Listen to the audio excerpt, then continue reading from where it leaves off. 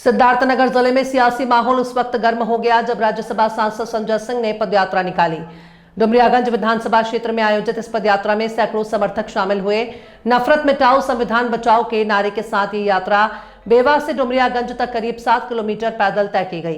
यात्रा के दौरान जगह जगह समर्थकों ने फूल माला पहनाकर सांसद का स्वागत किया और पूरे कार्यक्रम में उत्साह और जोश साफ दिखाई दिया। सिद्धार्थनगर जिले के डुमरियागंज विधानसभा क्षेत्र में राज्यसभा सांसद संजय सिंह ने बौद्ध प्रांत अध्यक्ष इंजीनियर इमरान लतीफ के साथ पदयात्रा की। बेवा से शुरू हुई यह पदयात्रा डुमरियागंज तक करीब 7 किलोमीटर चली, जिसमें सैकड़ों की संख्या में समर्थक शामिल रहे।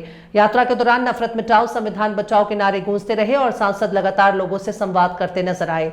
जगह जगह स्थानीय लोगों ने फूल मालाओं से स्वागत किया। पदयात्रा में युवाओं, महिलाओं और बुजुर्गों की भागीदारी भी देखने को मिली। कार्यक्रम शांतिपूर्ण ढंग से संपन्न हुआ, जिसमें संविधान, सामाजिक एकता और भाईचारे का संदेश प्रमुख रूप से सामने आया। सिद्धार्थनगर से मीडिया 9 के लिए मुकेश सिंह की रिपोर्ट। डुमरियागंज पदयात्रा में शामिल हुए, क्या कहेंगे? आज जो हमारे बौद्ध प्रांत के अध्यक्ष हैं इंजीनियर इमरान लतीफ साहब, उनके नेतृत्व में ये नफरत के खिलाफ और संविधान के पक्ष में ये पदयात्रा है। आम आदमी पार्टी उत्तर प्रदेश के अलग अलग हिस्सों में पदयात्राएं कर रही है, रोजगार दो, सामाजिक न्याय दो के मुद्दे पे, लेकिन कुछ स्थानीय मुद्दों पे भी हम लोग पदयात्राएं कर रहे हैं। जैसे विकास से जुड़े हुए कुछ सवाल थे तो चंदौली में पदयात्रा की, और इस क्षेत्र को भारतीय जनता पार्टी ने नफरत की फैक्ट्री बना दिया है।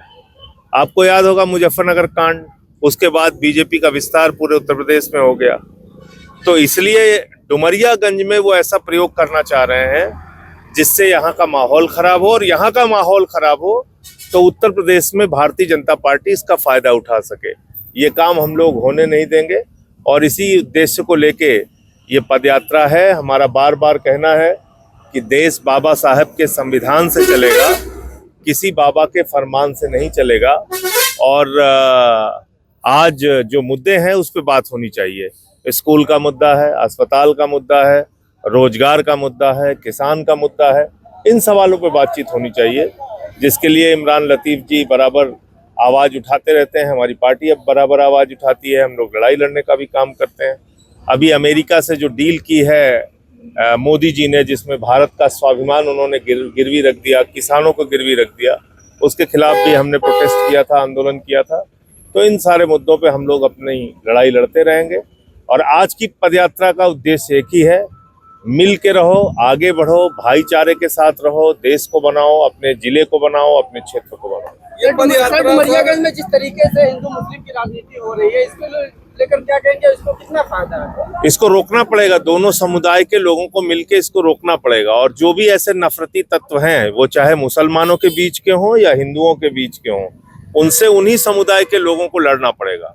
जो हिंदुओं में नफरती तत्व हैं उनसे हिंदुओं को लड़ना पड़ेगा, जो मुसलमानों में नफरती तत्व हैं उनसे मुसलमानों को लड़ना पड़ेगा। क्योंकि नफरत से दुनिया का किसी भी देश में आप देख लें उदाहरण, दुनिया के किसी भी देश का फायदा नफरत से नहीं हुआ। देश तो छोड़िए, एक गांव का फायदा नहीं होता, अपने घर का फायदा नफरत से नहीं हो सकता। तो देश और क्षेत्र और उत्तर प्रदेश तो बहुत बड़ी बात है। सर, विपक्ष के नेता राहुल गांधी हैं, वो सरकार के ऊपर हमलावर है स्टीन फाइल्स को लेकर, इसको लेकर क्या कहेंगे? स्टीन फाइल का विषय मैंने भी संसद के अंदर उठाया था। उसमें प्रधानमंत्री जी का नाम आया, उसमें अनिल अंबानी का नाम आया, उसमें सरकार के मंत्री हरदीप पुरी का नाम आया। लेकिन बेशर्मी देखिए कि पूरी की पूरी भारतीय जनता पार्टी बाल यौन शोषण करने वाले एक अपराधी के पक्ष में खड़े हैं। एक ऐसा घिनौना शैतान जिसने कि छोटी छोटी बच्चियों का न सिर्फ रेप किया, रेप बड़े बड़े लोगों से करवाया, बल्कि उनकी हत्याएं भी की। इतना घिनौना अपराध करने वाले के पक्ष में कुछ गोदी मीडिया के लोग और भारतीय जनता पार्टी तो खुलेआम उनके पक्ष में खड़ी है। ये बहुत ही दुर्भाग्यपूर्ण है और मुझे लगता है कि उसी एप्स्टीन फाइल का दबाव है जिसके कारण से ये अमेरिका और भारत की ट्रेड डील की गई। SIR को लेकर क्या कहेंगे? जिस तरीके से SIR बहुत बड़ा घोटाला है। कई बार बोल चुका हूं मैं, 4.5 करोड़ वोट काटे गए उत्तर प्रदेश में। SIR एक बहुत बड़ा चुनावी घोटाला है, मैं कई बार इसके बारे में बोल चुका हूँ।